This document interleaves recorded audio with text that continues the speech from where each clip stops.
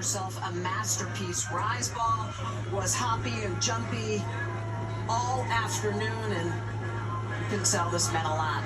Attacking the championship, Texas wins the tournament. And you can see how much this meant to the Longhorns. They've been trying to get it all year, and they come through in the SEC tournament. The first 12 strikeout performance in an SEC final since Alabama's Montana Fouts in 2021. And let's send it down on the field to Alyssa. Tegan, you've won a national championship. Now you've won an SEC tournament championship in Texas's second year in the league. How important was it for you and your team to come finish the job today? It was huge. We talked about how hard of a trophy this is to win, and we drew back on our experience from last year, and just, saw what we learned and took it and competed. You just threw the first 12 strikeout win in an SEC tournament game since Montana Fouts in 2021. What was going through your mind today as you were executing that? I was just trying to compete for my teammates no matter what the score was going to be. I wrote down in my journal, win pretty, win ugly, whatever it took to get the win. When Katie Stewart is hitting bombs like she has all year over the scoreboard, what does that do for the rest of this team? We know she's going to come through 1 through 9, everyone on the bench. I mean, Victoria Hunter off the bench.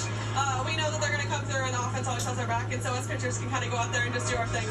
What is the experience for those players who weren't part of that national championship a year ago do for them to get ready to go defend it here next? I mean, I think this is it. I think this is a taste of kind of what it's like, and I think we stepped up to the challenge, and I was proud of all of them today, and so we're ready. Congrats, Tegan. Thank you so much. Thank you very much, Alyssa. And Tegan Cavan, outstanding in the circle, and a 7-1 win over Alabama. She allowed just 3 hits and struck out 12. And they have their SEC title. To put on the resume, is it enough for the overall #1 seed as well in the NCAAs? Let's hear from their head coach, Mike White. Coach, this was one of the goals that y'all had this season, an SEC tournament championship. What did it take today?